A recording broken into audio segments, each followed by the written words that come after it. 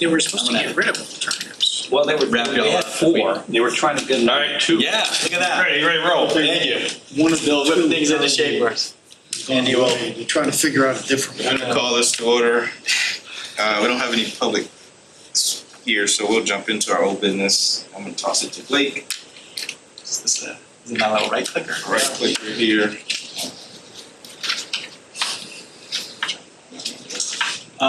Well, obviously, we sent the bulk of this deck, the important part, the goals and objectives out to you guys. We got feedback from Larry, from Joanne, from Andy as well, just in terms of both some comments specifically and also some discussion about format for how the day's going to run.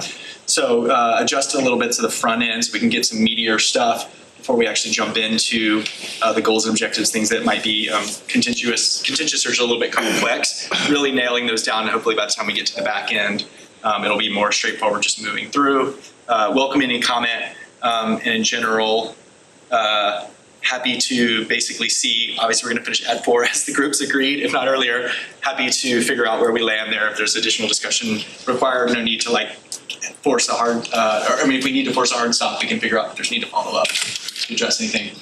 Just recapping the project structure, where we are. We are going to just have a discussion about community engagement and then really get into the meat of this, which is workshopping these goals and objectives. As I'm mentioning here, starting with the complex concerns first and then trying to move quickly through the remaining list. Unlikely if we'll get to any thinking about the plan development. Just a reminder of where we are in the middle of the screen. We're sort of ending off the determining goals and objectives and then moving into plan development. So trying to get this at a place where we're good for it so that, as you can see, this next column is really starting to turn these priorities into a course of action, thinking about plans, policies, and programs, needs and resources associated with those, but we don't need to open any of those conversations today. Just as a reminder that we are weighing in and sort of contemplating all these different sources of input. As we've discussed before, each of these 4 has different pros and cons, which is why we need to sort of weigh them and bring them all in. Certainly, we've been thinking a lot about community stakeholder engagement. Now we're also moving into thinking about best practices, some of the analysis that we've done as well as previous consultants have done. And as we've discussed before, kind of trying to think of a little bit of a structure that's really actionable, implementable, as was sort of been the request from the beginning. We'll find the right structure, as we were talking about just a second ago. It can be responsive to what comes out of this, but we're thinking about clear goals leading to clear actions, to the point we were just discussing earlier about kind of prioritizing, putting a time frame on it, putting cost on it. We have the ability to do that with the final document. So first and foremost, I just wanted to get in this so it did not get lost. In terms of community engagement, this has come up the last few times that we've talked. Really, as I've said before, at any point we can stop and put some of this back out in the community for feedback. Now is kind of a useful time as we're really putting meat on the bones with some of these discussions. I'll just say in general, when it comes to community engagement, comp plans require a good deal of education. And so it's not the easiest thing to like just put a survey out with, something like this. I think our recommendation just at first blush would be something maybe like an open house type format, where we could put some of those up, maybe here at Town Hall, somewhere else, let people come and go and be able to ask questions and kind of have a smaller group discussions. So that people can really get into these things, ask about questions specific to them, priorities specific to them, which with the amount of stuff that we're covering might be a little bit better format. I just want to say with any of that, it does require kind of an adequate promotional period. So whatever we're wanting to do, we can decide it. That being said, if there's something we want to do that requires us to push back other parts of the process, we can. Happy to fold this in at any period. And lastly, just thinking about that the website can be a companion to any of these pieces if we're wanting to put information back out into the world. What is that last point says? Feedback through that channel. At this point, it's not as effective to like put a slide deck and just say, respond however you want because of kind of the education needed, the context needed. It's not the best way to do that. So any thoughts on this?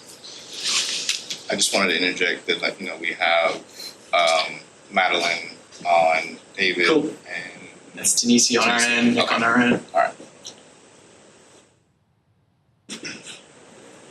I think just a thought to go along. I think after we've keep this portion formalized would be a good time then to present these, or what we're saying as our goals and objectives. Cool.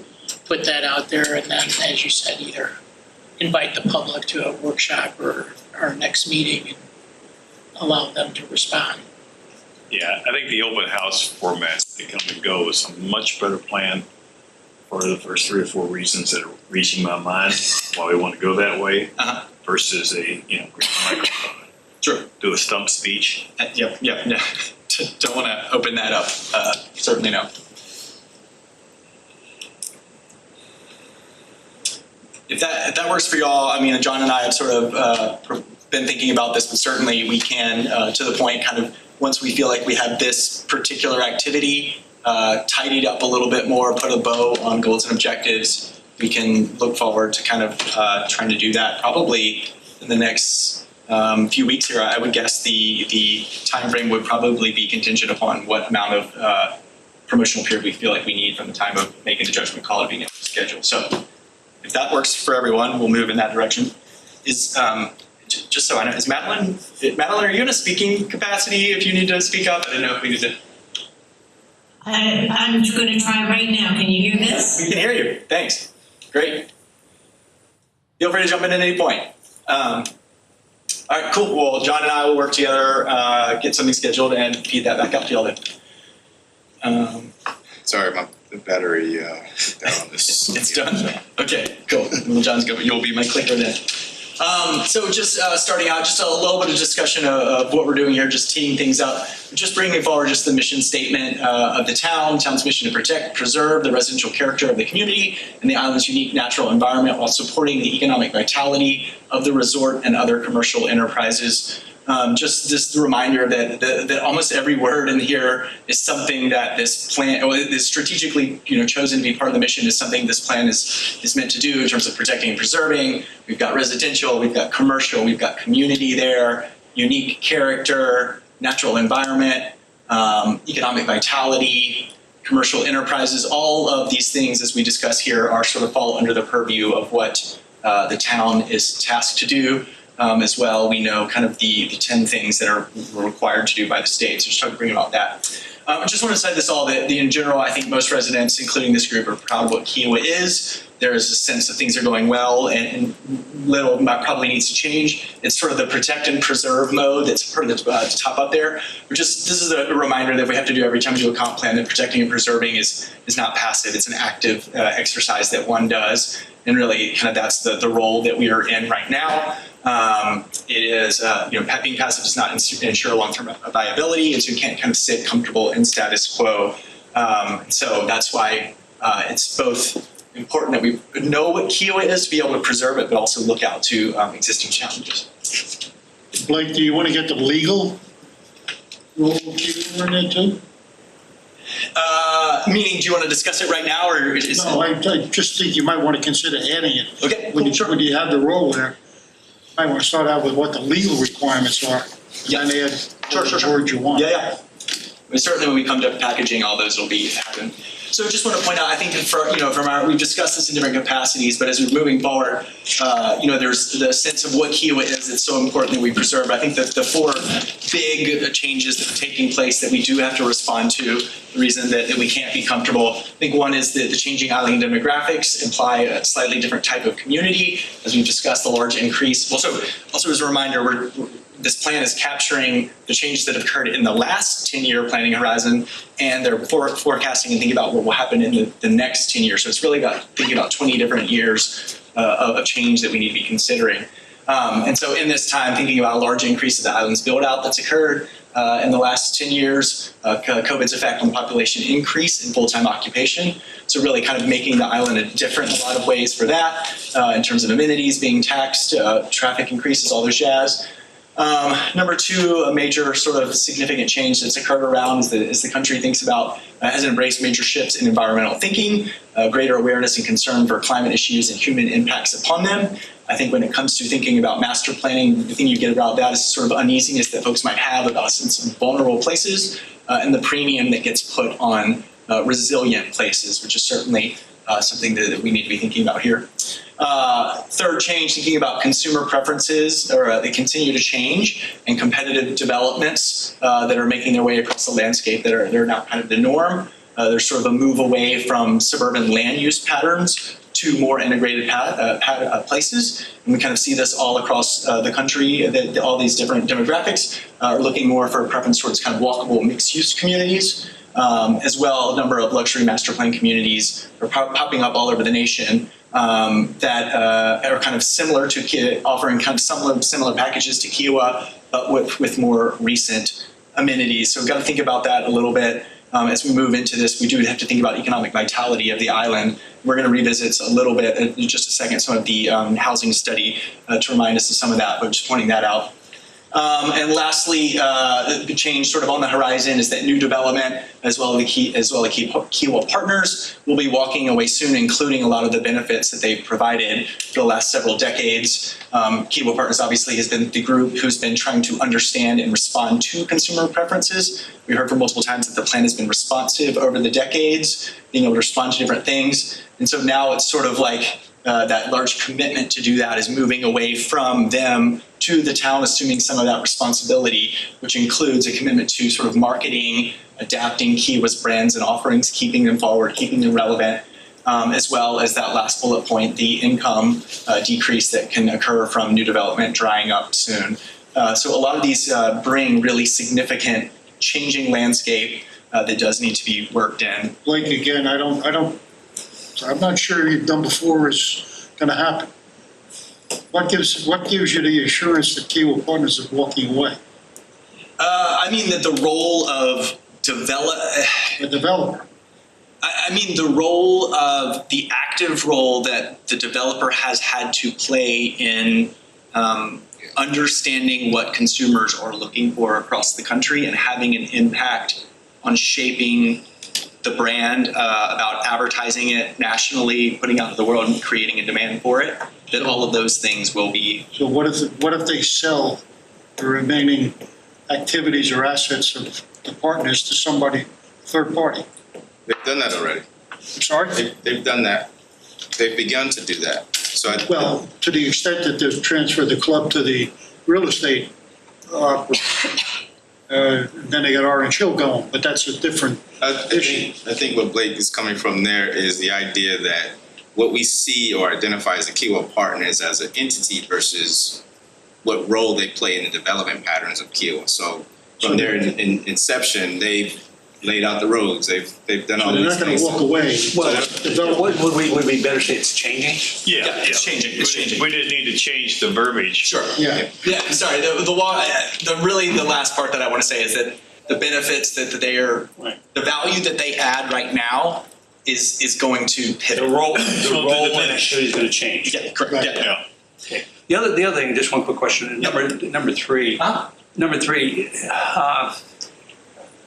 That sounds like a global kind of observation. Yep. Nothing I heard in any of the listening things we were in. This is something that you guys are bringing from a global perspective? This is bringing forward the housing study that looked at everything going on the island, and really the housing study is certainly framed from. It is, to me, it's pre-COVID, so there's a slight little asterisk on that some of the things don't fully understand or take into consideration today's world, but it is certainly the greatest document that I've seen that sort of speaks to the need to understand the economic vitality of this place as a huge driver of its success. And I'm not questioning or debating. All I'm saying is that when you said that, I said, are we trying to be ION? Is that what we're trying to be? It's not. I mean, where do we do we think we want to become? Are people saying that that's more of what we want? It's not specifically what people are saying. It is an understanding over the next 7 decades that Kiawah needs to have its ear to the ground to understand changing trends and preferences and making sure that there is a market who's still interested in this. It is my sense, and when any place that we work, it's sort of always being a town is not, is not a snapshot in time. It's a changing organism. All the other stuff, I think I can 100% buy into, but that one, it had, the number 3 has significant implications about a change in what integrating commercial places more closely. All that stuff is a significant change from where we are right now. Yeah, we're never going to be a walkable community. No. Right. We'll never, and very few luxury master plan communities can ever compete with the amenities that Kiowa Highland has. So there's very few places that have all the natural amenities as well as the facilities that Kiowa Highland has. And we'll get to the housing study, but I think what I do want to acknowledge is that there is a huge set of, if we think about it like a SWOT analysis, there's a huge set of strengths that are undeniable here, competitive advantage that do not need to change at all. I think all this point is to say is that to stay relevant, there's changes that can occur while still keeping the core identity of what Kiowa is. I don't think that needs to change in any way, but there is a need to listen to what pickleball courts are coming down the pipeline. Do we have a means to listen to that? Well, the only thing that goes against is, you survey the community and the community doesn't want that change. The housing study suggested you should have, more diversified, more affordable housing, and then you send out the survey to the community and they vote against that. Sure. I mean, very few people that wanted any multifamily housing or anything. I'm going to put that comment in the parking lot because I have a slide dedicated purely to that. If I don't address it, though, I'm going to put it in your review to get back to me. Continuing on that point though, on 3, that really relates to the new communities being developed outside of Kiowa. Right. I think you somehow got to focus on the fact that Kiowa's attitudes or wants or desires haven't changed. Correct. They're pretty consistent with what they are now, and going forward, we're hearing the same thing. I also, Andy, want to park that one as well, because both of these are, as I brought forward what I thought were going to be the things that we want to discuss both, and I have dedicated talking points to both these. And I'm not disagreeing with you all, I just want to lay them out. When you say more recent amenities, you're talking about different types? Were you talking about bigger or more? Just talking about places that are being developed right now, deploying different things that are really in touch with the market as of today. Many of them are eliminating golf courses. I'm not even really talking about specific things saying Kiowa needs X. I'm just talking about that as new places are developing, Really, the whole reference is to other developments. Correct. Okay. Yes. I think if we clarify that, Sure. Yeah. So in general, I think we all know this. This is really what I'm saying is these changing forces, the time to stop in, to check what we're doing. Mentioning again, the development plan through the years has clearly been responsive. We know that we had certain commercial entities that were in the original plan that have gone away. So there's been listening to folks and understanding that. As this one, the 4th bullet point suggests, I just want to make it clear, as the mission statement suggests, the town is responsible for all the facets of the community's well-being, despite the responsibilities that are delegated to the maze of Ks. And so I think this is one that's a little interesting because I think this is part of the changing landscape of the development agreements as well. Is, there are things like housing that have been like, okay, well, cool, that's housing is Kika's responsibility, or commercial stuff that has been the resort's responsibility. But I think ultimately we're getting to a place now if the development agreements are sunsetting a little bit, what is the town's responsibility then to grab hold of these various things and sort of ensure that the outcomes are in line with the town's goals? And I think so in some ways it's picking up these responsibilities and having a vision for those things so that when they land in the town's court, the town has a plan of a way to respond to them.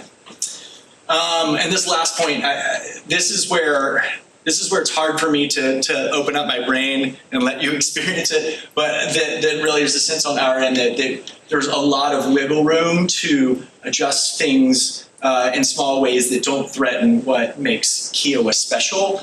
And I hope that we can make that clear with all of these things. Almost every bullet point we've ended where they're talking about changes and stuff, it's like, but make sure it's appropriate for Kiowa. And I think that's very important. There's not a sense that this is saying you need to transform who you are, you need to develop a lot more, you need to move away from something. But there is, when we think about all the arsenal of tools that come to town planning, still a lot of things that can be knobs and levers that can be put and adjusted that don't turn you into some of your neighboring southern beaches that you do not want to become, as we've heard before. So I think this is all clear. What is the role of today? Reviewing these preliminary goals and objectives, we're literally looking at each one and just saying, should we pursue it further? To this third bullet point, if there's questions or disagreements that arise, we should err on the side of retaining items and letting future phases sort them out as we get into implementation. Ask who should do this, are there funds to do it, what would be the timeline? So really, again, if there's a question about it, the assumption should be leave it in. If it's an obvious no, we can pull it out. These other ones I think we've seen before. We are not moving far without your involvement or approval. If something ends with today and you don't feel like it's reconciled, there's an enormous amount of feedback loops for you to get back to us, and we want to make sure there's space for that. So please reach out. And lastly, again, we're just asking what's best for Kiowa here. Okay, 2 big slides here before we finally jump into the objectives. One is just that this notion that planning, on the first day when all of us planners go to planning school, we learn about these knotty problems, that all of the issues in planning, none of them really stand alone, they're all interrelated. So it's really hard to pick one out, deal with it, and not be messing with the knobs and levers of other issues. This forces us to really consider trade-offs, where you can say, I want this, but I don't want this, or I want this and I want this, but those things might not work together. And so there might be times we're forced to deal with these mutually exclusive decisions. This is all going to depend on where these conversations go in the coming weeks or months. We'll be asking sometimes what we want versus what we need. And then also there's these other, as we talk about these inputs about trusting the expertise of our team, the consultants who have gone before this, other plans, precedents, other communities that might have facets similar to Kiowa, different than Kiowa, but you might have some learning lessons that we can take from there. And just reminding, our role is solely to support you. We have nothing but Kiowa's interest in mind. Our metric of success is that we walk away and y'all go, boom, this reflects who we are.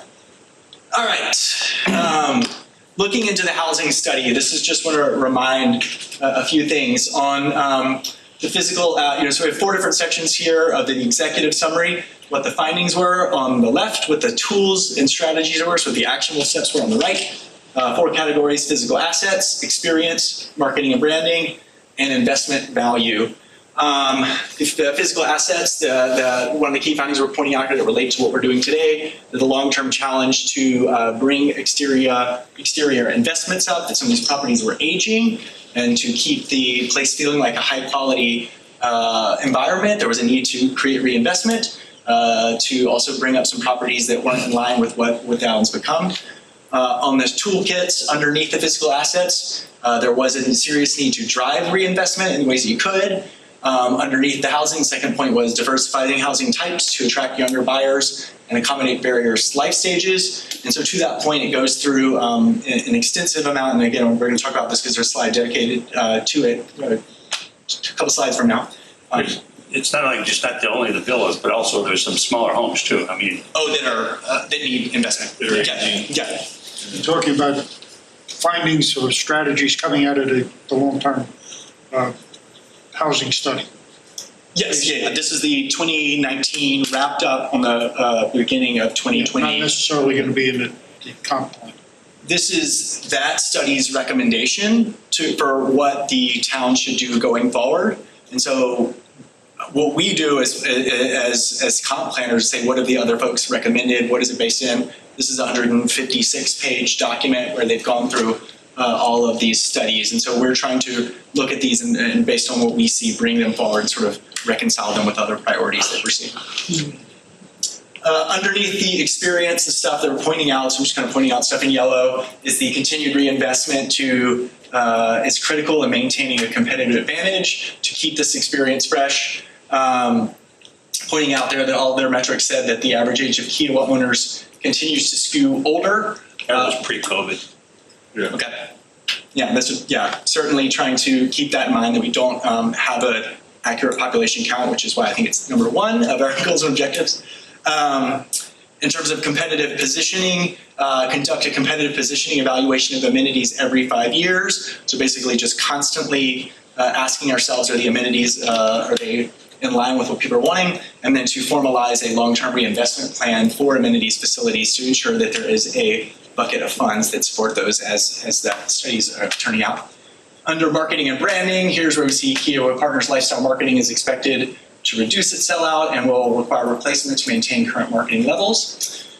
Underneath the tools, they do recommend attracting new generations of buyers through marketing programs or housing types. And investment value, then just pointing out to the very last line, this finally got wrapped up, I think, in August. The bulk of the work was done, and so they're acknowledging they don't know what the long-term impacts of COVID are. John, you keep rolling. The 5 big buckets of things that they said to do, once you kind of boil it down to what housing should do, is to drive reinvestment. Number 2, to maintain competitive positioning, which is evaluating peer locations and changing consumer preferences. Understand what those are. To sustain marketing lifestyle, number 3, and to attract future generations of buyers, developing marketing efforts, and housing product diversity there. You can skip through the... Okay. You know, I would be interested in the data because I think some of those things were accomplished by COVID. Okay. Yeah, they were, and they've changed. Okay. I mean, the aging point significantly changed because after COVID, we're finding older people leaving. Mhm. New sales, if you will, are going to younger,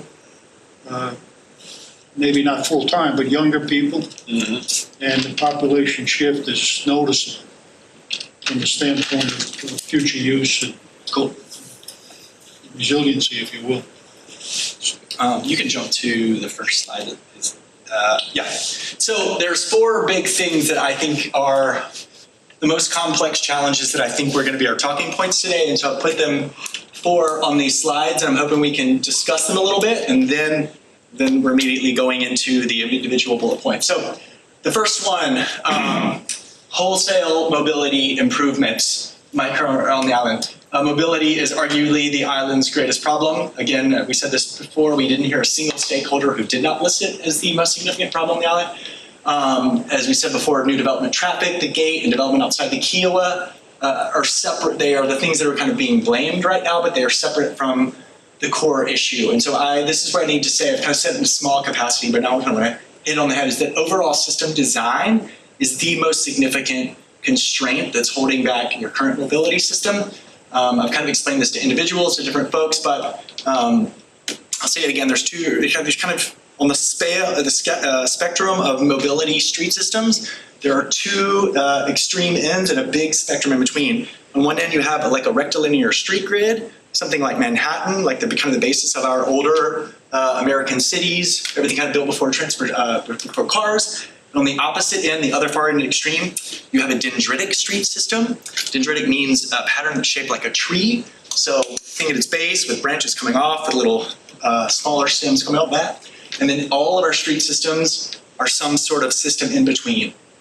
Kiowa, if you have not thought about this before, is not only a dendritic system, so it's on one side, but it's probably the most extreme outlier I've ever seen, where all traffic has to come onto one road, then all of that road hits one bottleneck on the causeway, and you've got a gate in front of it. All those things are compounding on top of each other, which is why very few of any issues really enhance the existing system to achieve transformative results. So this gate study that's been going on, the Kimley Horn study to look at lanes, I know we were just discussing with the Planning Commission floating ideas of like premium pricing for different times that contractors could come on. Those are all dealing with kind of like minor issues, which is like, kind of putting Band-Aids on this. So I think as a planning concept, I'm not sure that I've heard anyone discuss at any point, could there be some larger scale transformative moves that could occur? And so I think that that's what sort of some of these questions that you'll see later come in are baked in or based upon that. They have huge trickle down effects because all these things relate to character, efficiencies, business, safety, resiliency. We heard emergency responders saying that the system, the way that it's designed, is one of the reasons there's huge hangups between addressing emergency response. That folks, it's an hour sometimes to get folks from an injury to hospital. There are Band-Aids that can be, there are roads that can be connected. Yeah. Absolutely. Within the island. Sure. that currently are all dead ends. Yeah. But there are a number of roads where at least you could make alternative routes. Sure. And those would be obviously not fixing the entire problem, but at least a beginning solution. That's, you're talking, I mean, steps in the right direction. Right. So and we recognize that fully embedded in this entire thing is that you do have to think about, that there is a security line, that there is an access line that's baked into this place that makes it slightly different. But really, we kind of need to consider all the options that reduce car dependency, specifically individual car trips. If there's any ways that we can get to that, you're not alone in this solution. Pretty much anyone who has traffic congestion, we're asking those same questions. You just have a different set, a different context that you're looking at. And really just want to mention that there's many options that we can consider that we think are consistent with kind of the resort lifestyle and feel of the place. And so we don't think it's foreign. But yeah, we mentioned these, we'll get to them later, but I just want to put that all together because it ties into several things that we're talking about. And that's why we foregrounded these 4 things because they are so interrelated to other issues in terms of being complex, nutty problems. Questions on that?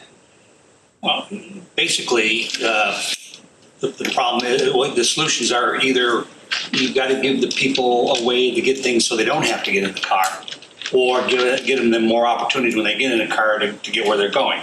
That's the only 2 solutions. Correct. Okay. But yeah. So our purpose here is not to come up with those. No. Okay. It's only to suggest that has to be part of a longer range vision that needs to be considered. It is ensuring that this plan says someone has the responsibility of asking those questions. It doesn't have to be this group, but we're going to write it on paper. Then the next 10 years, someone will go out and do a study and say, is it crazy talk for us to put in a bridge somewhere else? Like, I mean, is that absurd? That was kind of my question, because like I said, that there's, easy fixes or types of combined transportation which would help, but you still are left with that huge obstacle. Mm-hmm. And that seems like the number one question to answer. So how do we put that in here, that our number one question to answer over the next 10 years is whether we build a bridge or design a ferry? That's where there's a one step in between what you just asked. We don't have to ask, do you build a bridge? We ensure that someone else is tasked with asking it. Okay. In the next 2 years, there will be a task force or a consultant will be hired or something to ask what, if anything, would wholesale mobility improvements look like. The studies that have been done recently have been looking at the Parkway and looking at what I would say were smaller Band-Aids, but this is why I've said this a few times. I've used the word kind of visionary or transformative in our previous meetings. We get to be the long-term planners who get to say, is there some bucket of money at the state level, the federal level that would justify a bridge because of the lack of street redundancy is a major, for me as a planner, it freaks me out that everyone here has to exit on one causeway. And so there's a study about asking about funding, about who would do it. And so really that's what we need to walk away and make sure these issues have an implementation plan. Does that make sense? We recommend using the bridge as an example. Mm-hmm. When we clearly have 2 ends to the bridge, one here and one somewhere else. Correct. Why are we even suggesting that someone else has got to join in to design a bridge that they don't want? Well, the bridge is across the river to River Road. But I just want to make it 100% clear. That is a line of questioning that this group doesn't have to deal with yet. There might be someone that has some interest for some other reason to that we don't know yet because this question hasn't even been cracked open yet. We've been saying that for roads for years. What has happened to it? Nothing. And so the point is, as a plan, the comp plan can officially recognize that a planning operation or study or task force needs to happen in X amount of time. So what we're saying today is if we think this is a priority, then their future steps in the comp planning will put an implementation time. So we will say, holy crap, this is a major priority. It needs to happen within the next 5 years. We think it's related to these parties, so we're gonna put them on it. We don't have to do that level of implementation today, but we just say, yeah, that's a valid use of someone's time. We should pursue it further. That's Sounds really like kicking the can down the road to me. If I give y'all Well, a, it's already been kicked down. if I give a direct sort of parallel to what you see in the comp plan today, us asking the question of what happens with the major roads off island, that's been talked about for years and years, but it's still embedded in our comp plan. And the strategy today is we as a town need to engage with those elected officials, those who are off island. So it's just the same kind of premise. It's just we haven't identified what strategy that might be, but having a concentration to knowing that our mobility issues, whether it be at the causeway or whether it be from through the gate, that's an issue for us. So same kind of. Well, and as we talked about, or as I sort of brought up, I mean, I think that's one of the things that has moved that way up on the priority list. And so somehow I think this plan should reflect priorities, I mean, I think we're all happy with status quo, as you said, about, preserving nature and things like that. But here's where we could sit there and say, we really need to do something. Right. Nothing has been done. Sure. And the point about kicking the can down the road, yes, absolutely, but that's because most people, whether it be town staff, whether it be various representative boards, are asked with dealing with the present. This is the group that's asked with dealing with the future. I would be more comfortable if we were purchasing the ultimate solution is another exit off the island somehow. But in the interim, we need to find a way so people don't drive as much, or so we either relocate where they're driving to closer to them, or we improve the connectivity of what we have intra-island. Is there a downside to pursuing both? No, that's what I'm saying. Yeah, of course. That's exactly what I'm saying. Yeah, of course, and I think those. Because if we say that, the solution is 10 years out to do that, we're skipping, to your point, we're missing all the little things that can be done to improve in the interim. We can't skip that. You are teeing up what the back end of this deck is, because I lumped them together, the front of this deck, and then once we actually parse them apart, but you're spot on, and I like that you're not trying to conflate different issues. All right, I'm going to keep moving if y'all are good with it. Sure. Number two of these four big kind of complex knotty challenges.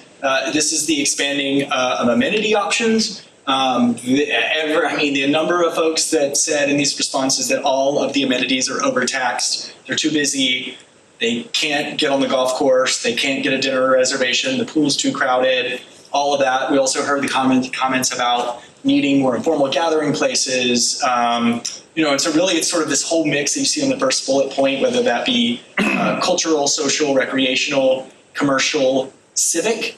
This doesn't necessarily mean, because there's a big list, that we're talking about some massive changes that we're painting across the island. It's just giving an ear to consider these things. I think the cultural one specifically has come out in very specific ways, but in terms of the other ones, asking ourselves how we can respond to them.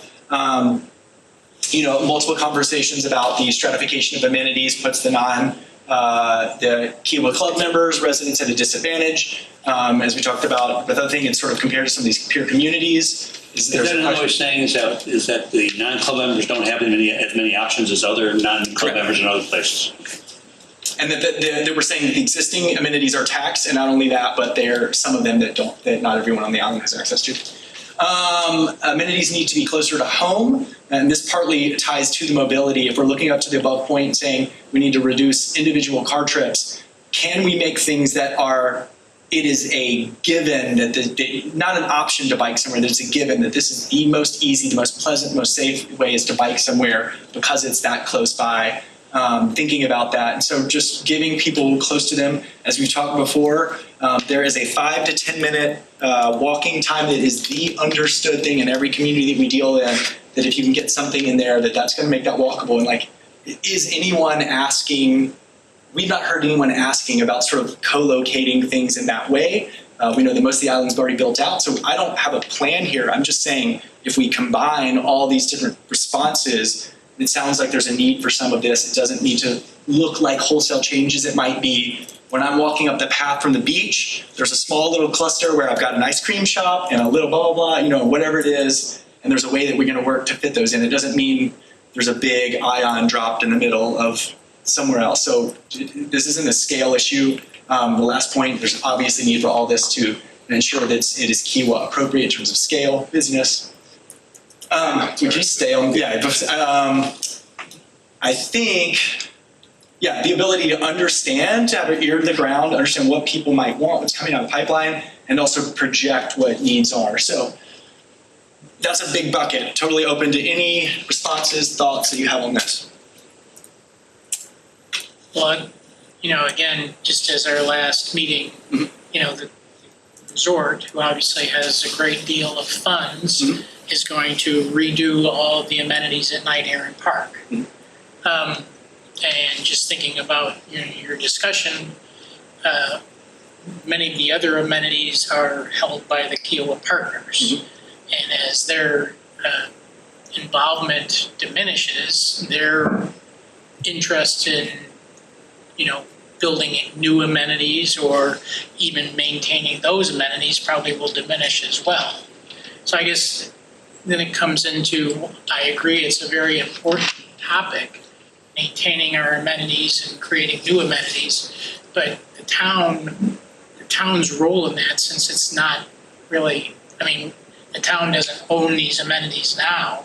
Sure. So what is the town's role in amenities? That is the question. You just said it. What is the town's role in amenities? That's what this plan should be asking. Well, thus far, I guess I would say the town doesn't have a big role in amenities. It's been handled all by the people who have the money. Correct. And so what this plan is asking is does the town have vested interest in having the conversations with the resort to say, how do we ensure that the place that we're making has a listening ear, to ask the resort to kind of have candid conversations with, say, resort, do you think of your demographic as guest, or how much are you really listening to the residents? How, and really just staging those conversations and recognizing obviously the resort has vested interest in having, they're behind a gate. So certainly all their commercial entities, they have vested interest in making sure that they are aligned with residents' needs. And so this is really this whole set of questions is making sure we have the appropriate amount of amenities, that they are what the community wants, and that they are competitive to make people continue to fall in love with this place. Makes sense. As far as the previous one where it talked about the amenities, the club versus non-club, it almost makes it seem like the club has an advantage. But keep in mind, there's 5 times as many public restaurants on the island as there are private restaurants. And there's almost 3 times the amount of public golf courses as there are private golf courses. So it's not exactly the haves and the have-nots when you look at it on paper. I'm happy to come back to this one, but you actually just gave me a nice segue. So I'll move into this one. Economic development. This is just the one where this group, in my mind, the town needs to have a larger stake in thinking about the long-term economic viability of the island. The need for redevelopment to improve the island, to keep it looking fresh, to keep it remaining competitive. That there's continued questions about sort of the income stream for the town after build out. There's been these kind of conversations about annexation in general, but this one is specifically tying it to economic development and what that might mean for the town, for others. In terms of supporting Kiowa's businesses, about the many challenges that we heard from business owners, including understanding employee needs. And then, just mentioning here with economic development, as I was kind of saying earlier, I think there's capacity to make the island feel, these things aren't, any of this or the previous discussion aren't talking about any type of whole-scale changes. This is the ability to, in some ways, maybe have some more opportunity to make it feel like a small town, kind of coastal community with some of these kind of civic spaces. So thinking about all this together, the reason this is so important is that, if any one of these entities falls behind, whether it be the town, the resort, wherever, everyone's health and well-being is interested in. The town doesn't have an income stream anymore and isn't able to keep up some of its services. The resort is obviously affected if people are forced to drive through areas that are starting to decline. And this even goes down to the next one. If I can start tying them all together as to why they all become these really, really complex, knotty challenges, is then there's this thought about the diversity of housing. And that's because if there's not a diversity of housing, it's really, you talk to any financial planner, so the first thing they're going to tell you is diversify your portfolio.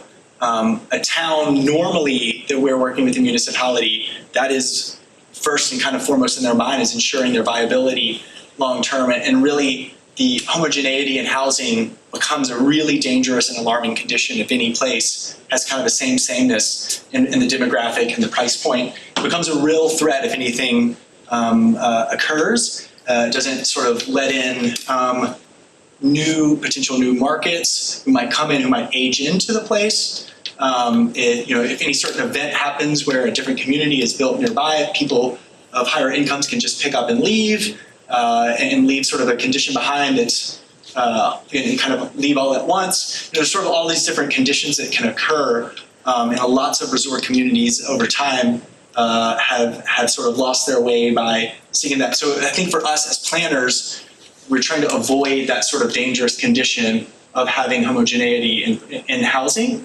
To this a third point, this is what I was talking about. There is, yes, our sense that this hardline survey answers on this particular question about housing diversity was driven possibly, and y'all can tell me if you're wrong, but we feel like it was driven in part by issues around the Cape, issues around the discussion about the Freshfields expansion, about all of these things that were a very particular breed of responding to the Cape. And I think to the fourth point, we as the planners would say there are several means to control for these kinds of situations so you don't have the output of a Cape. With that, your options are not either we have a Cape and we get away with huge mixed-use things that people didn't want, that don't feel like they're in line with their character, or we have a homogeneity in housing, which is a really, really dangerous condition. Both of those seem like bad outcomes for Kiawah. And so I think this whole point is like, what is the middle ground that we're trying to find? Is there ability to use land use, zoning, ARB to a little bit control the market and control the outputs and pursue what's in the best interest of the municipality? I would say this next point, other municipalities we work with, housing tends to be one of the factors given the most attention because its implications are so big. Next one, just talking about the housing study speaks volumes about the need to diversify. At that point, it was a big concern. It also talks a lot about the need to attract future residents to keep a place healthy and viable.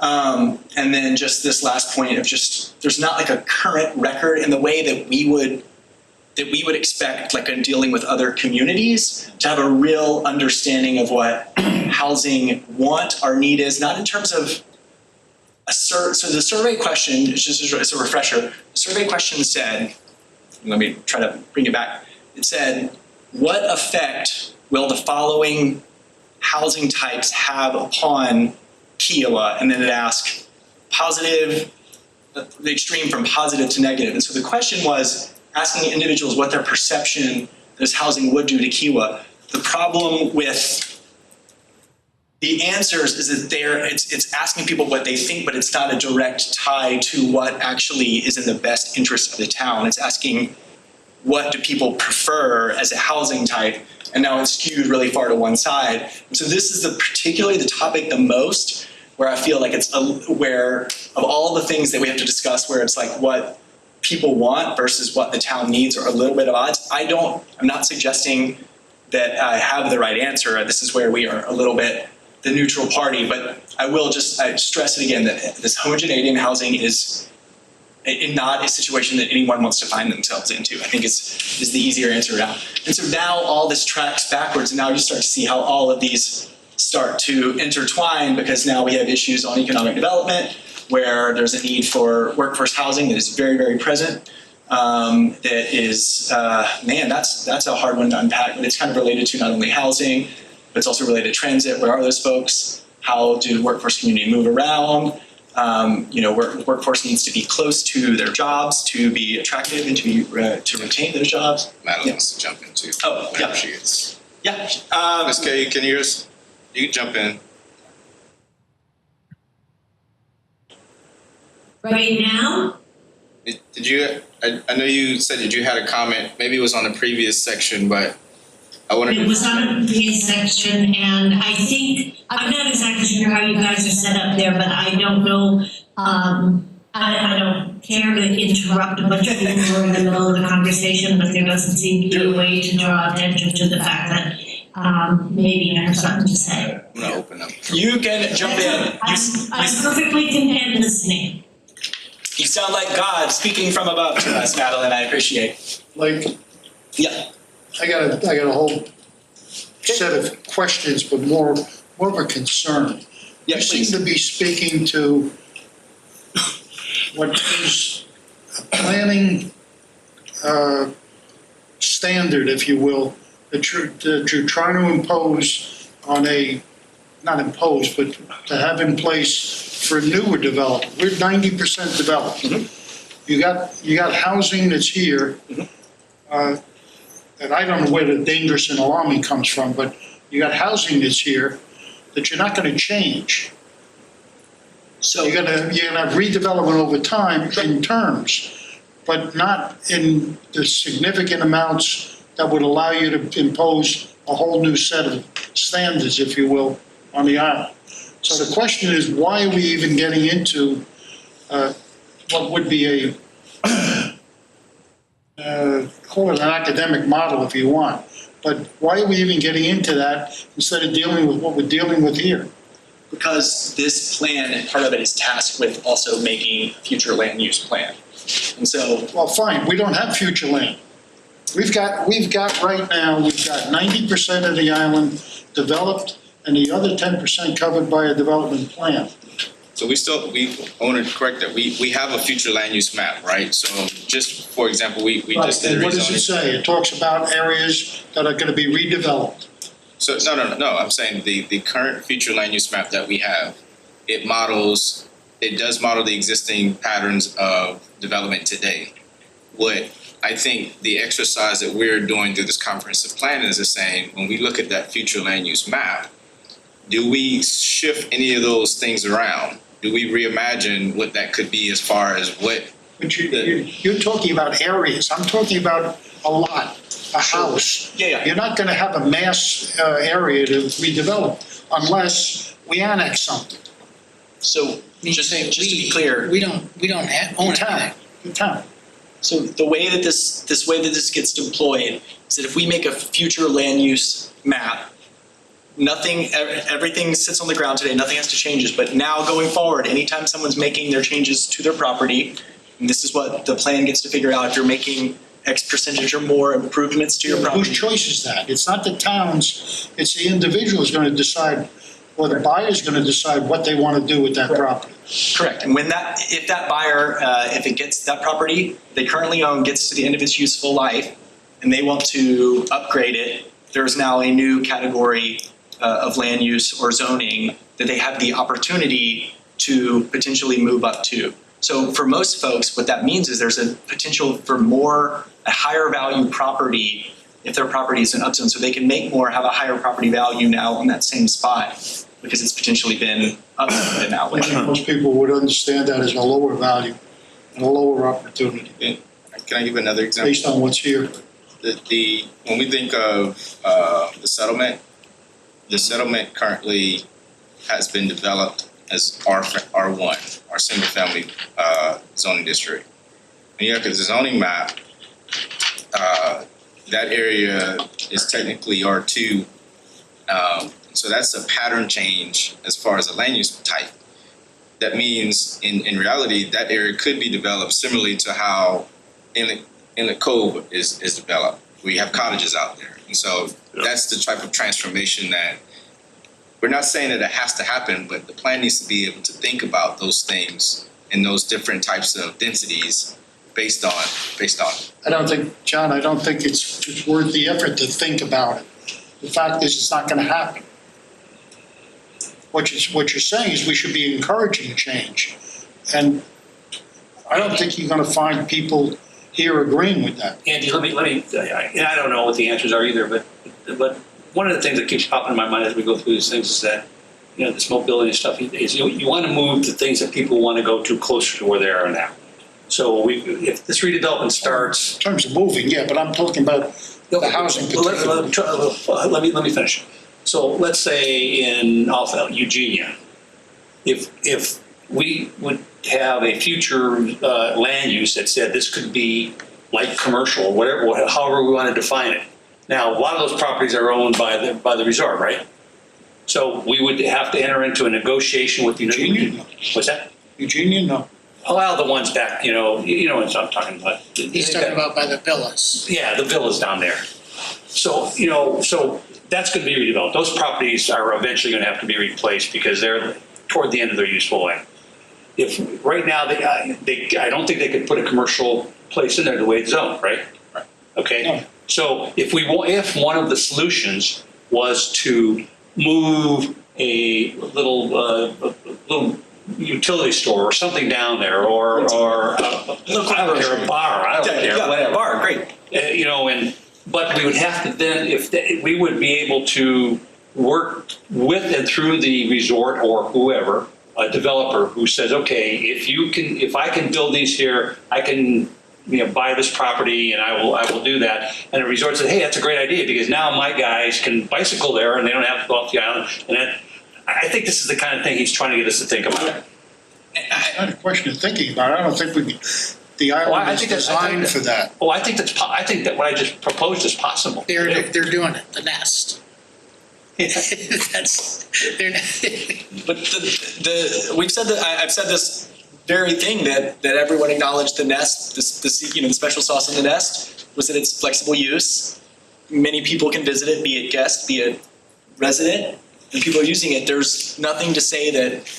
I mean, the nest happens to be paired with a park, but there's nothing to say that nest type experiences could not be nestled in appropriate places within existing neighborhoods with a small footprint. When we laid out, remember when we laid out when we platted out the what's the Marsh House. the one at the end of the island, Ocean Park? Ocean Park. There was originally what turned out to be the Marsh House was originally supposed to be a convenience store. Don't write it off yet. I'm not. All I'm saying, but these are the types of things that small scale, and so please don't let your mind go to whole scale changes. We're talking about things that are small, that fit with the scale, that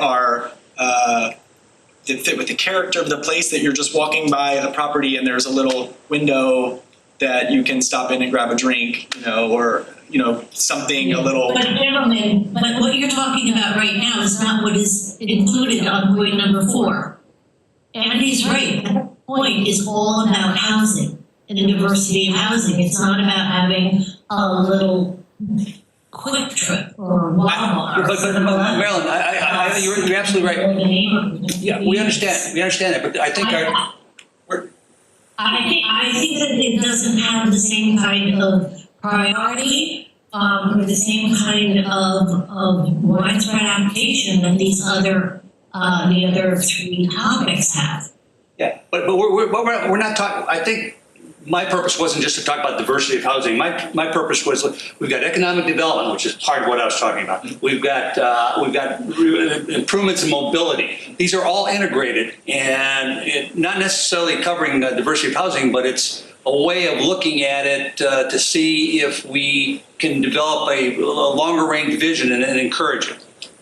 Well, and Change the legal of point number 4. I agree. I agree. Couldn't agree with you more. But I mean, if you go to the nest, who's at the nest? There's lots of young families with small children, and they're using the nest because it's close to where they're staying, and it's what they want. They don't want to go to one of the fancy restaurants in Freshfields and spend that kind of money on their 7-year-old son and daughter. I mean, so that's why it's popular, is because there's a population that wants that. I think if they put Jack's Cosmic hot dogs in there, it would be tremendous. But Well, they I do- probably will. I want to, to everyone's point, this, I've left the four labels, and I'm talking about them all being intertwined in this way. But to the last point, though, the example that I gave to Brooke over driving up here with diversity of housing is what a young family with small kids whose parents have been long-term residents of the island. What if they want a smaller place to have a presence here, to be kind of a summer spot, and they don't want one of these large footprint homes? Is there a housing type that to them that's price is justified for them to come out here sometimes during the year, but it's not such a large fee that like there's no way we're gonna, Well, I think your point, I think, again, it's like that explanation will be very well received. Whereas if you say, oh, look at the Cape, it's very poorly received. Sure. But I think that idea of diversity of housing, and I think the one thing that, 78 people at the Cape liked it. well, I think the other thing is what the Cape doesn't have is affordability. Right. So we want diversity of housing and obviously affordability. Sure. So I think that's a good thing. Just like you said, we don't want to be a homogeneous, population. Sure. We want to be heterogeneous. We want to have that diversity, and we want to have those options, even if it only represents 20%. Right. That is, We still want to have that 20% because that's good. and so this is where y'all are pulling it together and tying the nail on the head. It's what does it look and feel like? I will confess, maybe one failure in my mind. Diversity of housing always means diversity of price points. I'm sorry I didn't write that on there, but I think that's certainly included in here. But again, the role of land use zoning and ARB is to control this. So we have the power to control what it feels like, what it looks like, what size it is, so we don't have to end up in a Cape situation and use the Cape as a learning lesson. But the real issue is that there's not a record right now of what individuals want or need. There's not someone saying, hey, do your kids, do your in-laws, would they have interest in coming out here and having a small part-time place, or is their only option right now short-term rentals? Is there a way they could really have more of a sense of permanence here? Like, no one's been tasked to ask that right now. Right now, the housing on the island has been 100% market-led, which is great for the developer, but in terms of asking what the community needs are, that's not been factored into this diversity of housing. You're going to open up that issue from the standpoint of diversity in housing, younger, affordable housing, younger population. You're going to be talking schools. You're going to be talking access to schools, access to medical you get, but you don't have the facilities. You don't have the room without annexation to do what you think you can do with a younger population. They come here now because they like it, they rent, they visit, and they leave. They don't stay. Purposely, they don't stay. They can't afford to live here. With 3, 4 young kids, you don't afford to live here full-time. You come here part-time. And the way most of them do it now, they either stay with their family or they rent. And if they rent, they're getting more than enough access to pricing and availability to different types of housing. There's a lot embedded up in there that I can follow up on. But the economic viability of a place is getting those folks that the demographic you just described as someone who has an interest in Kiowa, has spent time here, has traditions. Do they have a foot in the door to becoming a long-term resident here as other populations age out? Is there a way for them to plug into this community that they don't otherwise have access to? It's up to them whether they want to move here, if there's schools here or not. But right now, do they even have the ability? Well, what we're doing right now, aren't you guys going down the rabbit hole? Yeah, we are. I'm just sorry. It is 3:05, so I want to switch over to the other section. These are the things that I thought would be most contentious, and now I think we can talk to the other ones. And they were. I genuinely am not sure if other things are going to be contentious. Y'all might surprise me. So we'll also roll through these. Again, there's no demand for us to get to all these today. If we don't, happily, we'll figure out another way to address them. So the first one, population and demographics. You are at an interesting place. I've never worked with a community who has the ability to probably say with certainty, like draw a little bit of lines of when these changes are going to kind of drastically change at the end of the build out of the community. You also have this new shift in these communities during COVID and post-COVID. You don't know how many conversations we've ended in like, yeah, but we don't know those numbers. And so this is really just someone needs to figure out a way to get accurate data both on where you are now and understanding what full build out. So what do you want us to say? Yes, we agree. Yeah, great. Yeah. Cool.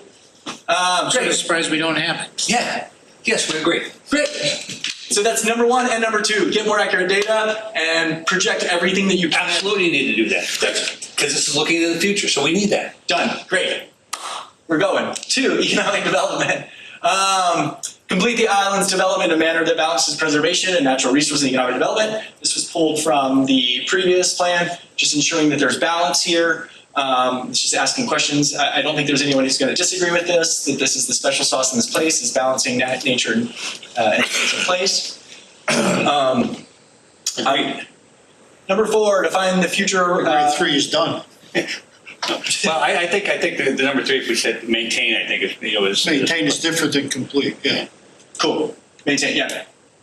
This is where word choice even asked you to do.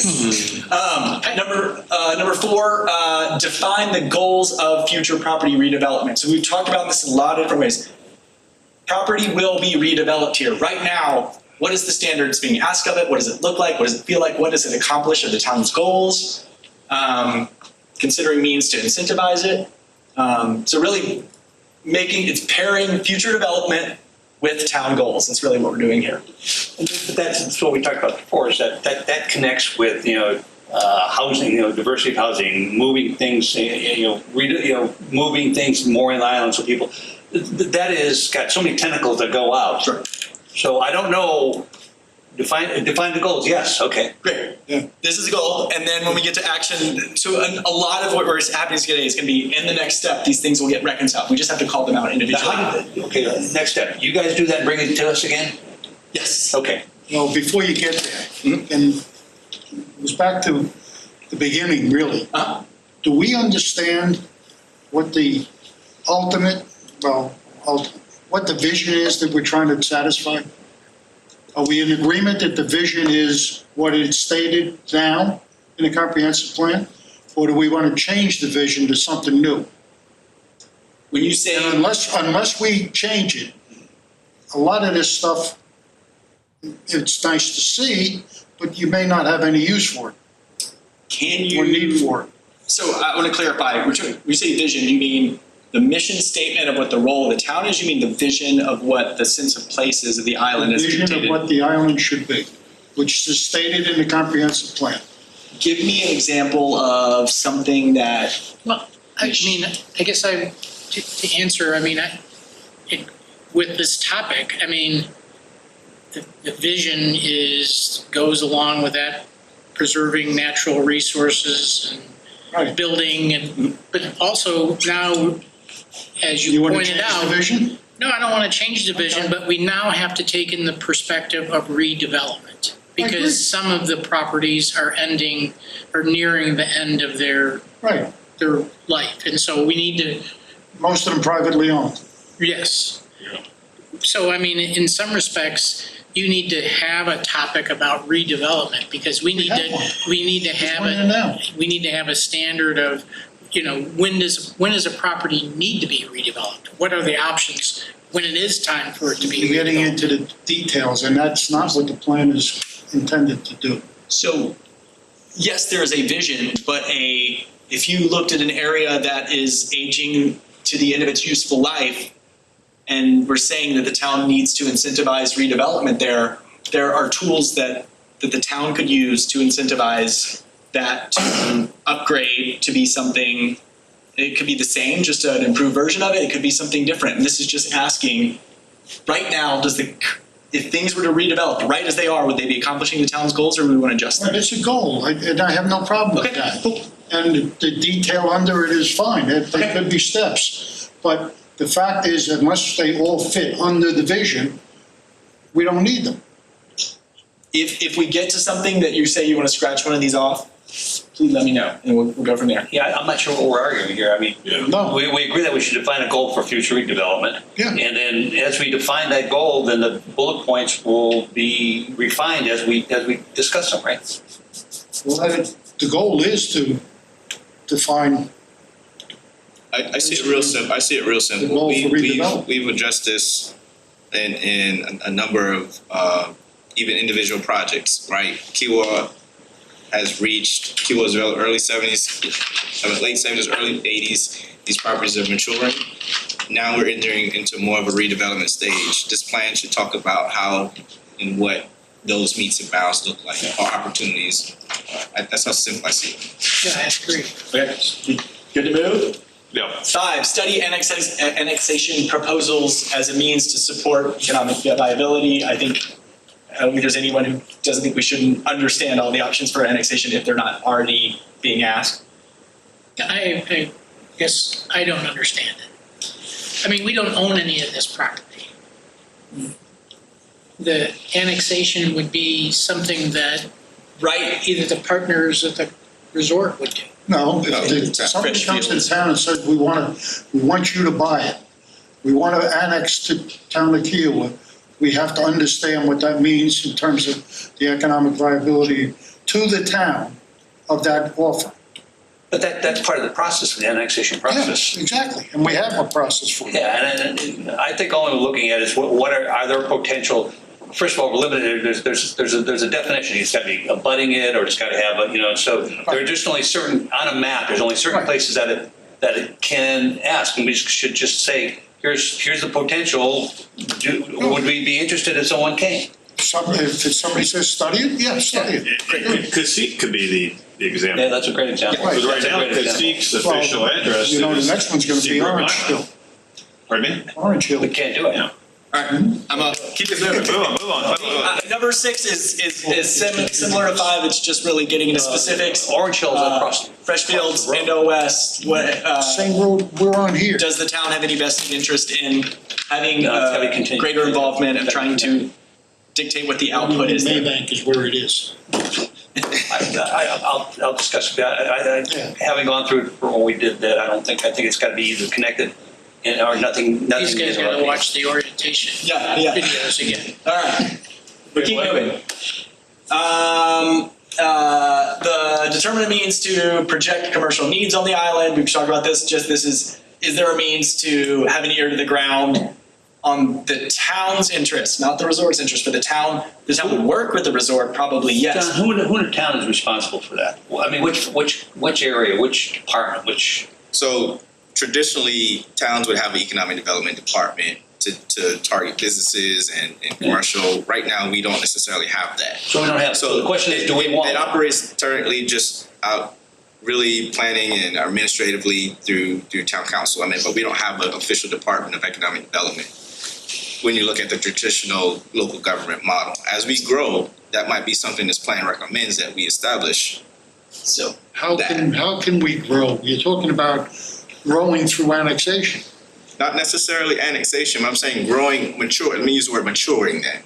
A lot of the Aging. Back to Larry's point, you're gonna add people in the planning department that are gonna study the economic income? Yeah. The outcome? Yeah. Is that what they're suggesting? We can recommend. I don't know. So just to be clear, These are the questions, yeah. Our activity today stops at, should we do this? We don't have to get into how, we don't have to go to who's owning it, is it a new role, is it a commission? We're just saying, should we pursue this? And it sounds like I think that connects the two. Is that should we have? You're only going to have it if we put resources in to do it. If we don't put resources in to do it, then we're not interested. Is it of value? I think that's the question the way I see it is asking the question, is it of value for us to consider?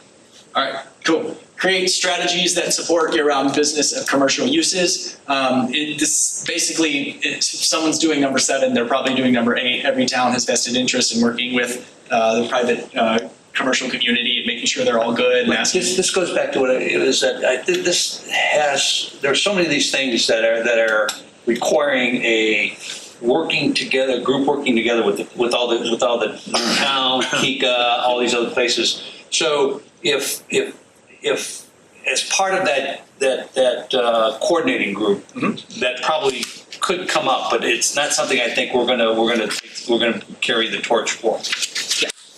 I think it's in the governance chapter. Oh, yeah, exactly. Yep. All right. I'm going to assume that's yes.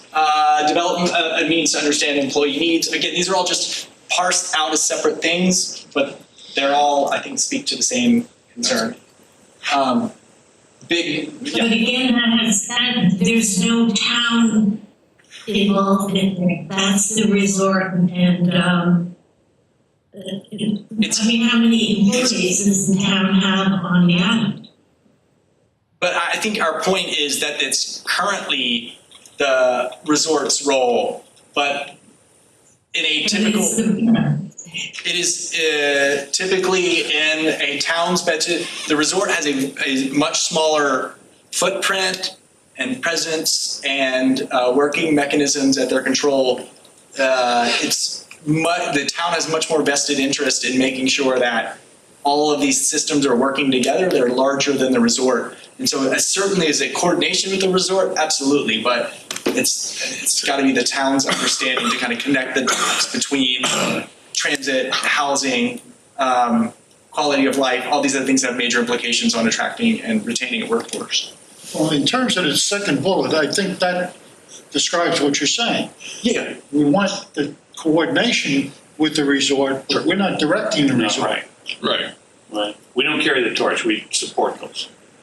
Well, in whatever way we can, which I don't know what they are. Right. Yep. I think all these we've the second bullet point at the top on increased coordination with the resort in terms of accommodating new businesses. I think that sort of goes to all these. Really, the question, the last one on the page is really just asking how jobs can be made more attractive and employers can retain staff. And so that's basically saying, for the resort, is there anything the town can do to help you all better attract and retain staff? Natural resources and the environment. I just think the larger one is champion the design with nature approach and its successes. This came out in multiple different ways. I think it's just the sense that right now that this is the application side of it, the bumping up against ARB without at the same time recognizing the value of it. I think there's something really special, and the secret sauce about creating pride and connection to the central values of Kiowa. As we run through the rest of the natural resource and environment, almost all of them have some facet of trying to educate the community and incentivize actions that are protect and preserve the environment. And I think that one of the easiest ways to maybe help educate folks is to create a real sense of pride in the design with nature John, approach. is this where we would integrate the project we're working on to develop a tree code and a. Right, so a number of what I would say initiatives or a number of strategies are already in place. Okay. And I think, So why don't we just say that? One of the bullet points, like finish developing the regulation for the landscape. I think all that gets buttoned up nicely in number 11. This is just in defining all of the whole suite of goals and tools that represent Kiowa's commitment to environmental action, and just determining if the tool. This is where it's important, can create consensus across the key stakeholder organizations. As we've heard before, for example, can't get the resort to tell us what chemicals they're using to treat the golf course, those types of things where there's almost nothing in the environmental category that can be done if all the parties aren't working together. That's how environmental issues work. And so that's really critical there. Number 12, why don't we just say preserve and maintain existing quality of natural resources by developing landscaping, by maintaining whatever beach, the beach patrol that we have to do. This is intentionally broken out just so we hit them all. They will be reconciled as we turn into action steps. I apologize if it feels slightly redundant, where we have to call out them I individually. think one of the goals is going to be continue to define Kiowa's initiatives, continue to support Kiowa's initiatives to preserve the quality of natural resources, basically to satisfy the vision. I mean, for steps, you can be as specific as you want, but the general goal has to be very broad. Yeah, It's based on the, I know I didn't follow my own, what I'm going to say is that I think we should not worry about wordsmithing at this time, just trying to get the general thought down. I think, again, these are all broken out. So again, I just have to say them out loud. Just stop me. Last one, just making sure that tools about development, respect, and maintain islands' environmental integrity, natural beauty. I think everyone knows that. That's all what we're saying. we'll go back to existing regulatory systems. What are you talking about? Land use, zoning, Sorry? like land use and zoning, making sure that like the marsh management plan is in line with that, where we're looking at. So again, it's supporting what we're already doing. Go ahead. Yes, but I'm just kind of pulling all these pieces together, yeah. All right, keep moving. Study tools that can be used to incentivize environmental action. I mean, this is where, again, Conservancy and others all saying we can beat our drum all day, but until there's real tools to incentivize action, I'm not really sure how we get it done. So that's what that is. Enhance Kiowa's active preservation areas. This was brought forward from previous one. We said leave it in. Really protect enhances resources, continue to share access, all that jazz, educational resources around them. Maintain and expand public education and outreach programs. This was also brought forward, but it still feels really important, again, for all the reasons that we've said here. Can we go back to the enhanced? What kind of Parks, the areas where there's preserved areas that folks can interact But with. they're preserved by the owner. By the owner. I mean, I'm just wondering how we play that. So I think want to just want to make it on a previous comment of I think the interface between the town's role and what we have traditionally known as all the maze of Ks, and this entity is responsible for that. The town technically rises above all of those as the municipal government, and so we should be looking more broadly in nature of how can we ensure everyone's successful.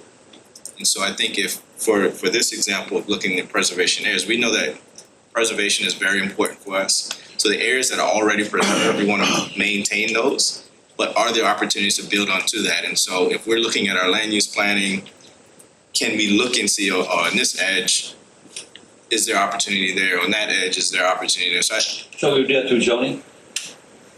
That's one. I think it's through education, again, like for those who, we know, like, for example, the Conservancy has taken their 2040 plan off island because there are not a whole lot more properties directly on island. But I think if there was more education to property owners, maybe that's another solution. So I think it's a combination of, but zoning is one of those. Okay.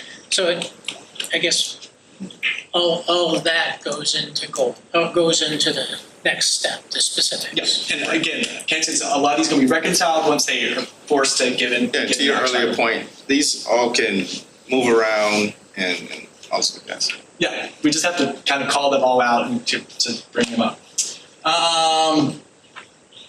Promote the uses of alternative energy sources and energy conservation measures. Again, just pulling out one specific thing. That one particular has a lot more implications on the way that people build their homes, the way that they service something like EV stations. So really has a lot more to do with kind of development. Does that conflict with number 10?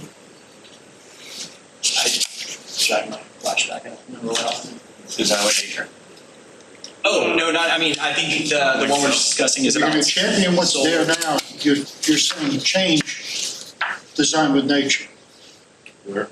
Can you, which one? I think we were talking So about, there's somewhat of a conflict. I think it's just a question of getting the two in sync.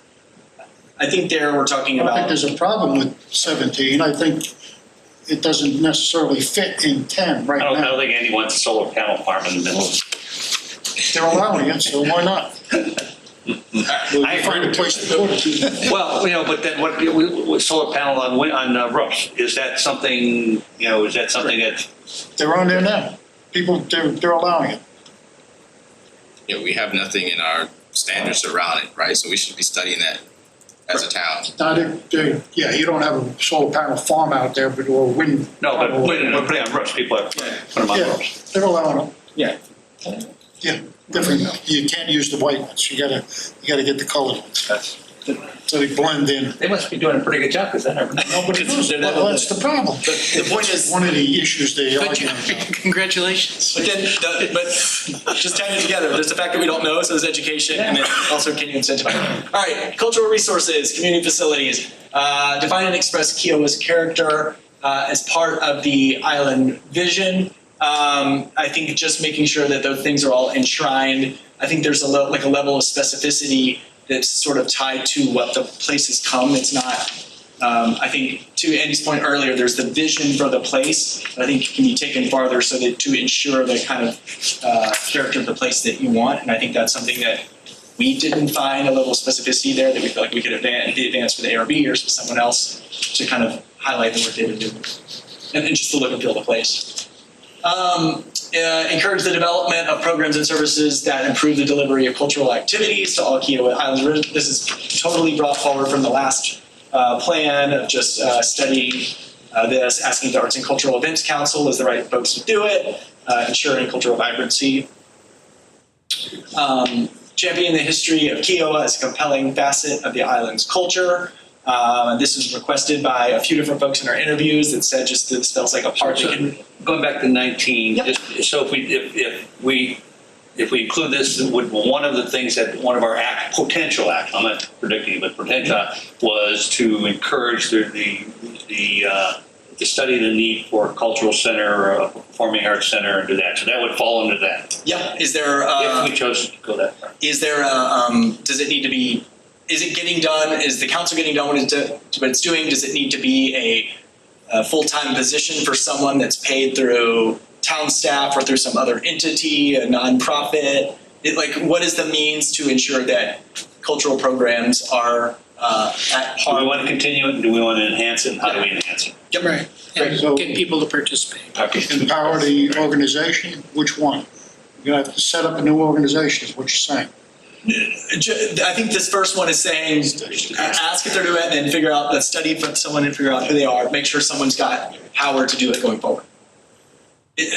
We don't know yet. From the town, I think Somebody would have to by the definition, be in charge, it's defining from the town. Yeah. Because there's other organizations bring the cultural things. Which raises the question, is that something the town has to take on, or is that something? that They've goes already done it, they're already doing it. We're already doing it to some degree. To a degree, yeah. To a degree. And so that's the point. Do we We're continue to starting. do it? Do we do it more? I mean, this Well, yeah, does one of the resulting conclusions coming out of the study is we gotta get somebody in to do it. Or it's gotta go to a private group or whatever, as opposed to the town doing it. And that's, a lot of these things, the answer is not necessarily the town. It's gotta be somebody else. Correct. I know that. This is just saying, does the town need to ask the question? You're correct that the answer might be like, whoa, the town doesn't want to touch that. But right now, you got to ask the question to get to the right answer. Yeah. All right, number 20. Okay, ready to dash. History, kind of defining that, celebrating somewhere.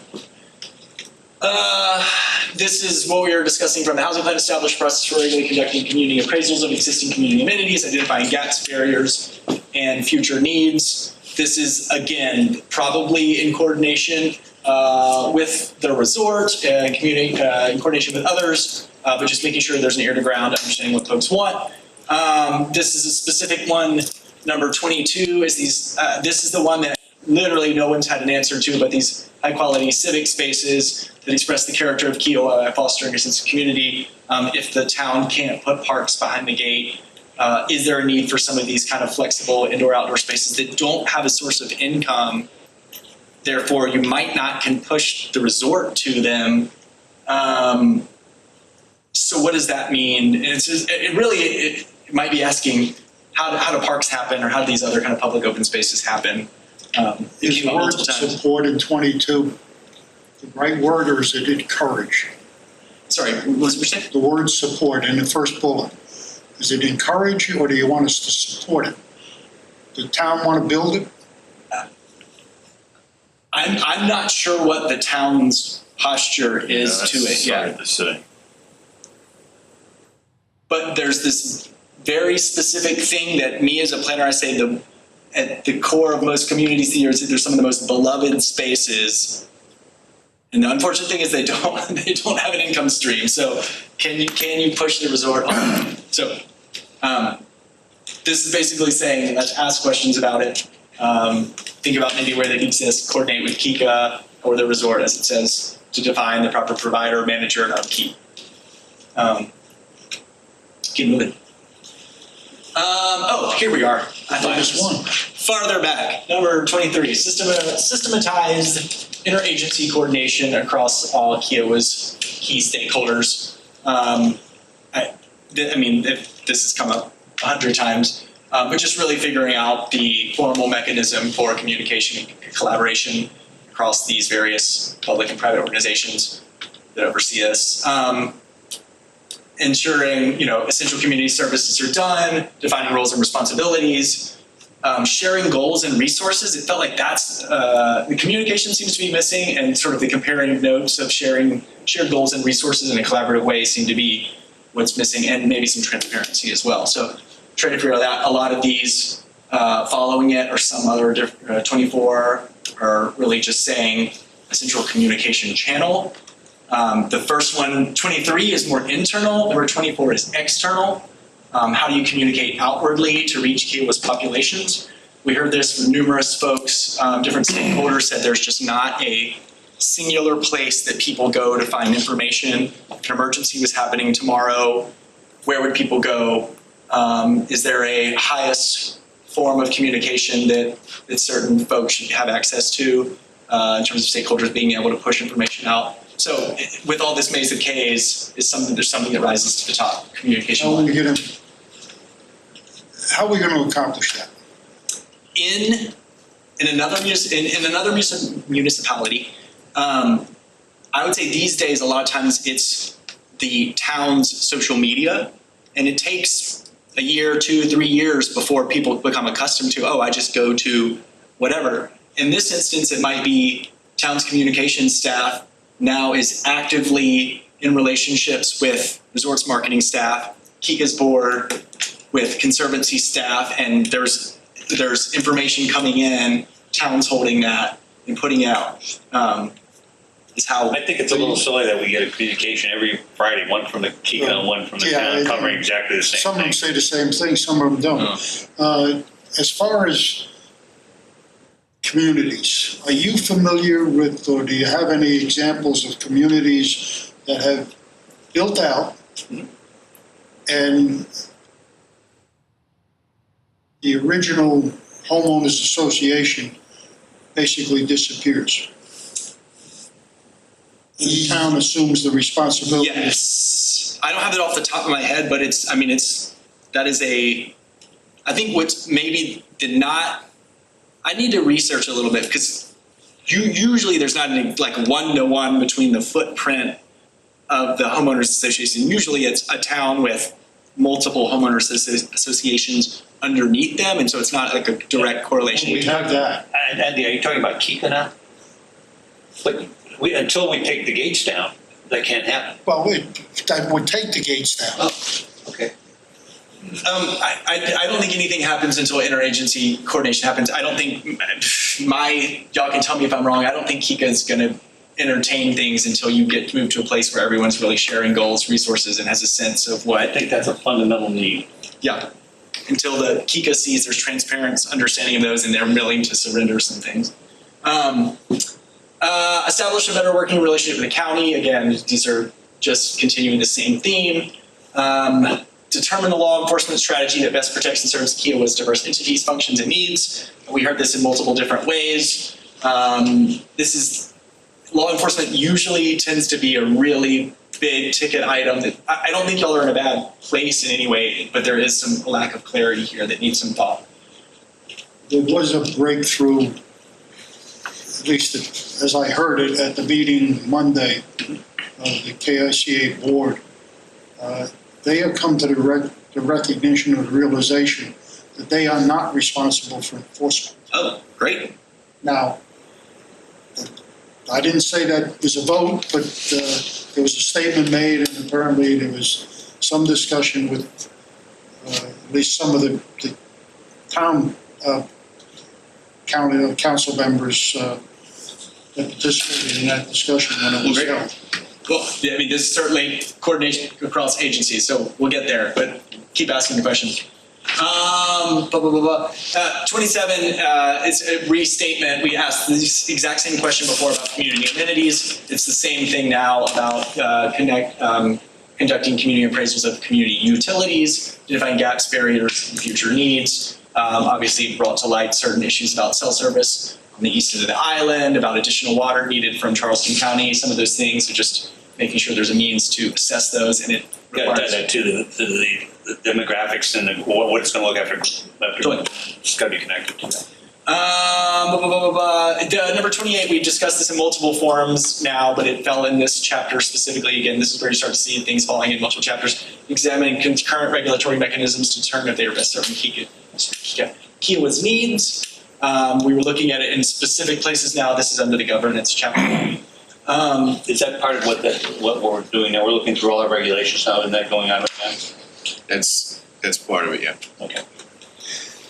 29, increase education and transparency in the development process for everyone involved. I think this only happens when KICO and ARB, when everyone's talking, so I think you have to start with the coordination, but then there's just a real desire to make the process clean, clear, legible, and steps can certainly be taken to do that. And find methods of communicating it. So communication is another one of the fundamentals. Sure. It's got to be very well. And and then saying how these all tie back together. Again, just knowing demographics, knowing full build out, being able to say we are this close to this, so it all ties together. Could you find some way to combine basically 23 to, I'd even include 30, as one goal, and then you can put as many steps underneath it, but the overall consolidation of government, if you will, as one, and then underneath it, you can have all those steps. Absolutely. I think as we transition to implementation strategies, that it'll be clear that those are all starting to become one thing. 30 is just maintain, this is pulled, should always be include, maintain professional development and training for town council, boards, committees, staff, any representative folks. Well, if they don't exist, we don't need them, that's all right. All right. The housing, number 31, that just said cultivate an understanding of housing needs. This is where I'm trying to make this clear. This is now the town thing. This isn't saying what does the developer know, what does KICA know. This is, does the town have an understanding of what it needs for housing? And right now, the information is not there. It's not saying you need to go make something specifically right now, but it's get an understanding. There is the housing study, and I think that could be started with, but really just making sure they understand housing types, affordability, all the things that we discussed before, user groups, needs, and family types. Might not be here. They did talk about that yesterday at the board meeting. Carter was there, and they now have basically park and rides set up from strategic locations to bring employees in the island from their housing, so it's not, well, it's got to be perfected yet. I mean, it's just starting, but at least it's starting. Yeah. And that's, we get to mobility. And then number 32, develop a strategy to ensure workforce housing for Kiowa's labor force. Again, this doesn't say the town needs to go build it. This is literally working with the employment centers to understand what the needs are, determining which entity is best suited to do it, and defining locations that might exist. That doesn't even mean the locations exist within the town. That's not even suggesting that. It's just saying figuring out a strategy so that you can be having conversation with all the employers, and all these things are so coordinated. And I don't want to wordsmith again, but I think it's develop an understanding of what the employers on the island need in order to provide housing. So again, we're not going to provide housing, but we're going to understand what they need and how we can participate. Would they need to provide it? Whatever they need to provide, well, we need to understand what they're trying to do, and then we need to see how do we help them accomplish that. I mean, what they're starting to do is recognize, one, they gotta pay them, obviously, Yeah. but they can afford housing off island and then transport them And in. how do we support that? How do we- Yep. And then it goes, I mean, transportation, then it goes to implications about access to the gate. I mean, again, they all become tied together. Cool. Keep moving.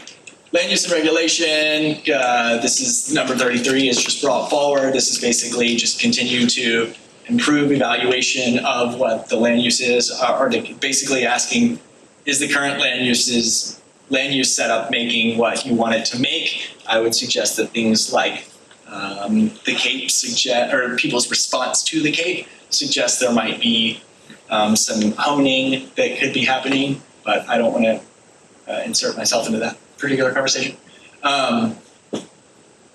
There's also just thinking about, as it was stated before, using some more advanced tools to track some of that, which might be more possible going forward as there's an understanding of getting closer to build out. This has already been, we covered from a population standpoint. Again, this is where things start to feel a bit redundant. On population, we just covered what the full population build out was, and now we're actually looking at the development of what the physical buildings are at full build out, tracking those.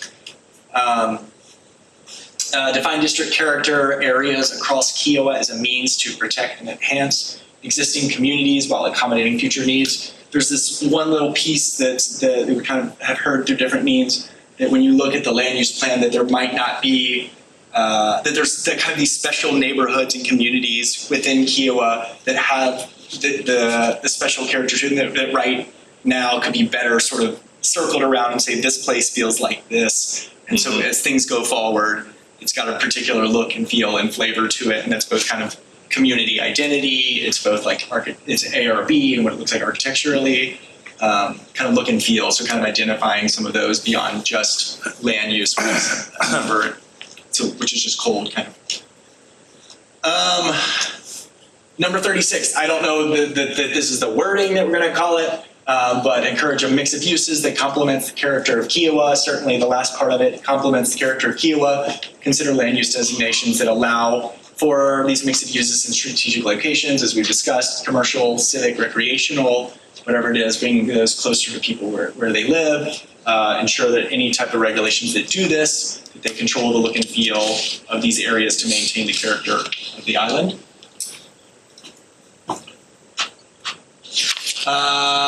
Encourage expansion of the island's conservation areas. This was pulled from the previous plan. There are certainly hard lines on this, but this was suggesting leveraging land use plans to ensure that additional properties are set aside for conservation. Really, I think this is asking what is the town's role with the developer, with other parties to propose conservation areas on areas that have been undeveloped.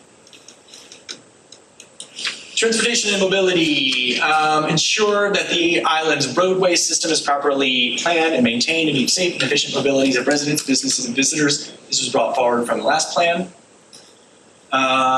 Consider large-scale mobility changes to address the constraints of the existing street network. This is what we discussed earlier, fundamental changes to the street network as viable options. Consider roadway changes, including access points, intersections, and security gates. New vehicular access points, if that's new bridges. We didn't discuss something like a ferry connection earlier, but certainly another way to put another type of access point on the island that could be studied. And study service mobility to understand its contribution to traffic congestion. It sounds like that's starting to come up now with some of these kind of premium prices and limits on blackouts on service to the gate, but just all of that, thinking about large-scale mobility. 40, advance and promote mobility alternatives as safe, pleasant, and viable means to get around the island beyond individual vehicular travel. We know we've got a robust bike network here, lots of bike infrastructure, but really considering ways to encourage those transits as those options as the key way to get around. Lots of towns have gone before you and figured out ways to incentivize some of those things. Some of it is just safety issues. We've heard about some things of like, there's not those emergency contact poles on the bike paths. There's not mile markers. Some of the things about just getting to some of those. working with businesses to encourage access through those means. Determine if the need exists for future or current shared transit options. To Andy's or theirs point, we have at this point we have so many entities that are either they're subsidizing transit in some way right now on the island. Kika paying its staff. We have the resort busing its staff in. I can't remember who else, but I think every entity is subsidizing transit in some way. Is there a way to bring those together into a shared transit option? Not sure what that would mean. Determine which agency, if any, could adequately provide and operate a shared system. Yeah, basically we're spending lots of money in different pockets right now. Could it be coordinated? Can we reword some of this stuff to make sure we don't focus on a plan as opposed to the existing condition? And like, for example, in 38, just strike the word plan. Yeah, but It's maintained. this all is going to disappear. All this stuff's going to disappear. This is not what's going to. It's going to, but we're gonna show this to, No, I don't think so. There at any Okay, point along that's this way, you separately. can show this to the public. If you want us to take it to do another pass on it based on everything that we said today, we can. But I thought that's what you said to me earlier, that you guys are going to come together and you're going to make a stew out of it. We are going to make a stew out of it. I think his question was, where do we let the public view that process? Whoa, this would be a long meeting. No, this is the open house. We're not putting mics But in. the point being is that you say we don't want a dog and pony show because that's the worst kind of, Yeah. But so if somebody's going to get. So we could do. That would work. I'm sorry. Go ahead. Yeah. In terms of our process, in terms of this process, yeah, this stuff is going to disappear. This is one stepping stone. It leads us to the next step. So that kind of leads to the next one, 42, which I think is obviously very important. But yet again, as you put that in there, then I would think the public is sort of going to sit and say, okay, give me the solution. I want to see something done, which obviously it's been a very, very slow process. So I guess that's one of the things, you're going to put that in, it needs to be in there. But then the public's going to view it and say, okay, what is the town doing? which is why I am asking you all to also consider when is the best time to let the public view in. Is there things that folks feel uncomfortable with here, saying, hey, we're working towards these goals? Or if we want to move to the next step, which is implementation, starting to get those implementation strategies out and let them view in there. Well, I guess if you're going to have some sort of public, Open house. that's going to be the question they're going to say. Well, that's great. Tell me how you're going to do it. Take the word ensure out. Yeah, that makes sense. If we had a public open house, I haven't even let my mind go down this path. If we were going to have an open house, for example, I think a way to do it might be something, set these up, print them out, put up on big boards, let folks walk around. There's no speech, there's no presentation. There's a number of ways you can give folks stickers to vote with the color to say yes, but yes or no. The question would simply be, should the Planning Commission further pursue each of these objectives? That would be the question we'd ask. We're here to answer any of your questions. So in this one, number 42, should the Planning Commission pursue supporting coordination with these other entities? That's what the But you're question going to is. get 90% of these are going to get stickers that say yes. Except that you're going to get something like, should the Planning Commission develop a strategy to ensure workforce housing for Cuba labor force? You're going to get 90% no. 90% of the people say no. Mm-hmm. And that's where It comes back to one of It's not Blake's the earlier planning questions commission, it's gotta versus be, looking at what we want versus what we need. And I think that's the balance I want you all to really evaluate. We might not want workforce housing, but is it a need that helps the vitality community? But then if you're gonna do that, you're gonna have to wordsmith this like hell, because it's what we just talked about, is that we're not gonna develop a strategy to ensure workforce housing. We're gonna see how we can participate in support of the employers who need to get. Precisely. I would also, If you're gonna do this, it's gonna take a lot of. I probably would disagree. I hate to dive into it like this, but I would disagree, because I think there's been an approach already established by the resort saying, hey, we want to embrace this, we want to look at it and take it on wholeheartedly. So, and I think most people would support the resort in doing that.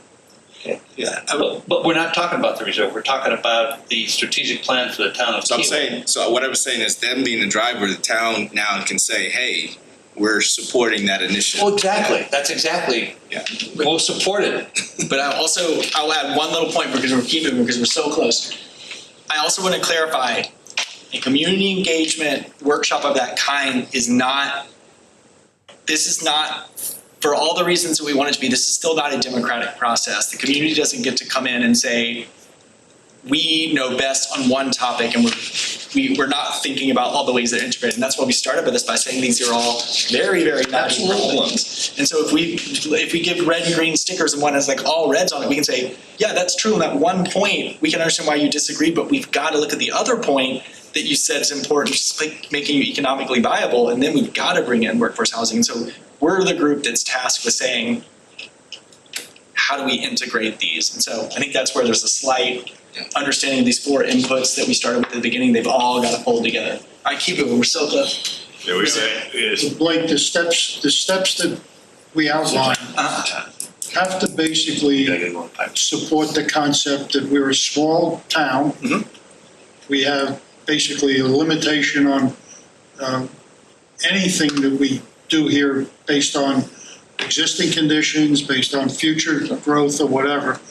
We're not going to be ever city of Charleston or Denver or any place else. We're going to be the town of Kiewah. And this is what we're limited to do, limited to be able to do. And here's how we're going to accomplish it. And it's coordinated, supported, and we're not, I don't think we want to propose or even suggest increasing the size of government to do everything. Right. And I think everything you're talking about is a degree of education. We're saying if folks came in and had questions about why we were bringing this up, there would be the educational side of it, where the town is just making sure it's getting it done. I think that's why we're suggesting like an open house format where there's a bunch of red stickers. We can stand there and say, we're not suggesting this, but we are engaging this to ensure someone's. There's got to be a preamble to this whole thing that says this is what, Sure.